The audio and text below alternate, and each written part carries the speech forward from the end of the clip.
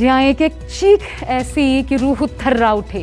एक तरफ सिस्टम दम तोड़ रहा है, दूसरी तरफ वही सिस्टम उन लोगों को गिरफ्तार कर रहा है जो मुसीबत के इस समय में आम लोगों के लिए मसीहा बने हुए हैं। ऐसा लग रहा है कि सरकार और सिस्टम के खिलाफ बोलना अपराध हो गया है। पटना में नीतीश कुमार की पुलिस ने 9 घंटे तक पप्पू यादव को कैद में रखा। पुलिस के मुताबिक पप्पू यादव का गुनाह यह था कि उन्होंने लॉकडाउन का उल्लंघन किया था, लेकिन जैसे ही पप्पू यादव कैद से बाहर आए, उन्होंने खुल्लम खुल्ला नीतीश सरकार के खिलाफ ऐलाने जंग कर दिया।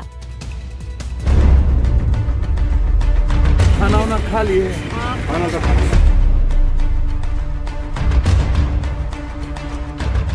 आपको ठंडक पहुंच गई यदि नीतीश जी, आपके भी परिवार और बेटा है, मेरा भी परिवार है, क्या कोरोना में आप जेल भेजना या गिरफ्तारी करना उचित थी, जिस केस का कोई औचित्य और मामला नहीं? 9 घंटे बाद पप्पू यादव रिहा हुए, कैमरे के सामने आए और नीतीश के खिलाफ खुली जंग का ऐलान कर दिया। ये दुनिया देख ली कि पप्पू यादव ने 1.5 महीना नीतीश जी की मदद की है। हम एक अस्पताल में ऑक्सीजन पहुंचा है कंधों पर, हमने ब्लैक मार्केटर को रोका है, और यदि पप्पू यादव के मार देने से नीतीश जी का अस्पताल सही हो जाए, एम्बुलेंस फ्री हो जाए, तो कोई आपत्ति नहीं। पप्पू यादव इतने गुस्से में क्यों हैं? न केस,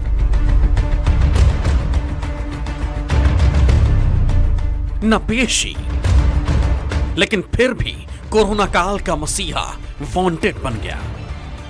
ना इनसे पूछिए ना कि क्या प्रॉब्लम हुई सरकार को, क्या नहीं हुई, हमको क्या पता भैया। कोरोना आपातकाल में पप्पू यादव ने लोगों की दिल खोलकर मदद की।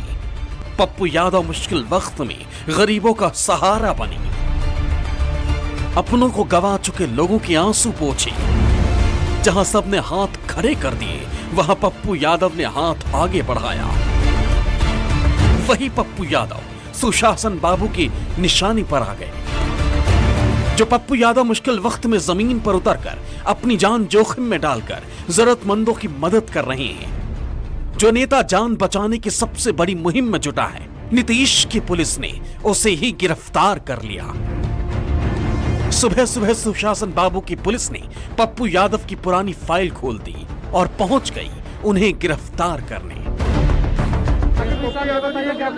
पुलिस अभिरक्षा में लॉकडाउन का उल्लंघन के कारण बगैर परमिट के गाड़ी का प्रयोग कर भ्रमण करना, कानूनी कार्रवाई की जा रही है। बिहार में पप्पू यादव कोरोना काल में दिल खोलकर लोगों की मदद कर रहे हैं। सत्ता पर काबिज पार्टियों पर सवाल उठा रहे हैं, पर्दाफाश कर रहे हैं। ऐसे में सरकार ने लॉकडाउन उल्लंघन का बहाना बनाया और पप्पू यादव को अरेस्ट कर लिया।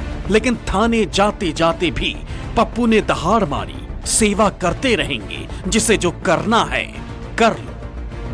ना इनसे पूछिए ना कि क्या प्रॉब्लम हुई सरकार को, क्या नहीं हुई, हमको क्या पता भैया। ये इनसे ना पूछिएगा। आप लोग बाहर जाने नहीं दे रहे थे, रोक दिया गया। 1.5 महीने से मैंने कोशिश किया बिहार को बचाने की, अब ये बिहार को बचाने का प्रतिफल है। पप्पू यादव को पटना के गांधी मैदान थाना लाया गया। पप्पू ने सरकार पर सवाल उठाते हुए एक और ट्वीट दाग दिया।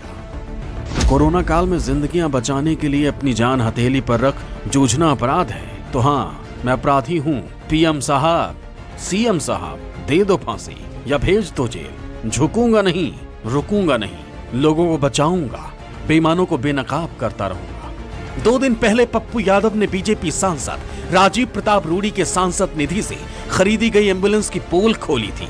इसके बाद सारण के अमनौर में उनके खिलाफ लॉकडाउन उल्लंघन का केस दर्ज कर दिया गया। पप्पू यादव पर उसी के तहत कार्रवाई की गई है। पति पप्पू यादव की गिरफ्तारी पर पत्नी रंजीत रंजन ने भी नीतीश और उनकी पुलिस पर हमला बोला। कहा, जो लोगों की आवाज उठा रहा है, सरकार उसे ही गिरफ्तार कर रही है। साजिश के तहत उनको जेल ले जाने की तैयारी हो रही है। अगर ये इस तरह से मुख्यमंत्री साहब और बीजेपी की सरकार और एनडीए की गवर्नमेंट कर रही है, ये बहुत गलत हो रहा है।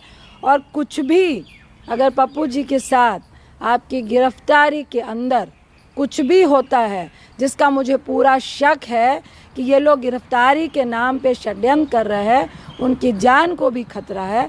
मैं मुख्यमंत्री और एनडीए गवर्नमेंट को कहना चाहती हूँ, तो इसकी पूरी जिम्मेदारी एनडीए गवर्नमेंट को, मुख्यमंत्री को और बीजेपी सरकार को लेनी पड़ेगी।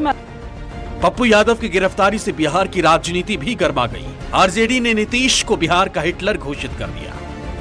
सच्ची आवाज को रोके वो दीवार गिरेगी, काले कानूनों की जननी ये सरकार भी गिरेगी।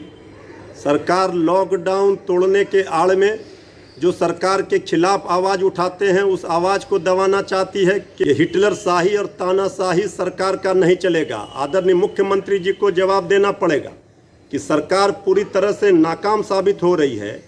चारों ओर हाहाकार है, लोग त्राहिमाम कर रहे हैं। देखिए, कोई जनप्रतिनिधि अगर दिन रात जनता की सेवा में जुटा हो और फिर भी उसे गिरफ्तार कर लिया जाए तो यह खतरनाक साबित होता है। ऐसे मामले की पहले न्यायिक जांच होनी चाहिए, तभी जाकर गिरफ्तारी होनी चाहिए, नहीं तो इससे जन आक्रोश पनपेगा। सुशासन बाबू की सरकार में चुन चुनकर पप्पू यादव की फाइलें खोली जा रही हैं। 22 साल पुराने एक अपहरण के मामले में पप्पू यादव के खिलाफ मार्च में एक वारंट जारी हुआ था। इस मामले को लेकर अब मधेपुरा पुलिस भी पटना पहुंच रही है। मधेपुरा पुलिस इस मामले में पप्पू यादव को रिमांड पर लेने की तैयारी कर रही है, जिसके बाद पप्पू यादव पर हो रही एक तरफा कार्रवाई के बाद उनके समर्थक एकजुट होने लगे हैं। कोरोना काल में बिहार सरकार के बड़े बड़े नेता, मंत्री गायब हैं। पप्पू यादव इकलौते ऐसे नेता हैं जो जानलेवा दौर में जमीन पर उतरकर जनसेवा कर रहे हैं, गरीब, बेसहारा और जरूरतमंदों की मदद कर रहे हैं। चलिए मान भी लेते हैं कि पप्पू यादव सियासत कर रहे हैं, लेकिन ये सियासत सकारात्मक है, लोगों की भलाई के लिए है, लोगों को राहत देने के लिए है। तो ऐसी सियासत से सुशासन बाबू और उनकी पुलिस को दिक्कत क्या है? अगर उनके मंत्री और विधायक ऐसी राजनीति करें, अगर हर नेता ऐसी ही सियासत करे, तो आम लोगों की मुश्किलें काफी हद तक हल हो जाएंगी। अमिताभ ओझा, पटना, न्यूज़ 24। नमस्कार, मैं हूं मानक गुप्ता। अगर आपको हमारा ये वीडियो पसंद आया हो तो इसे लाइक और शेयर जरूर करें, और हाँ, हमें सब्सक्राइब और फॉलो करना ना भूलें, ताकि आप देश और दुनिया की कोई खबर मिस ना करें। चाहे कोई ब्रेकिंग न्यूज हो या कोरोना वायरस से जुड़ी कोई भी अपडेट, पॉलिटिक्स हो या आपकी जेब से जुड़ी कोई खबर, इलेक्शन की कोई न्यूज हो, कोई कंट्रोवर्सी हो या फिर कोई वायरल वीडियो, सब कुछ मिलेगा न्यूज़ 24 पर। तो जुड़े रहिए हमारे साथ और देखते रहिए न्यूज़ 24।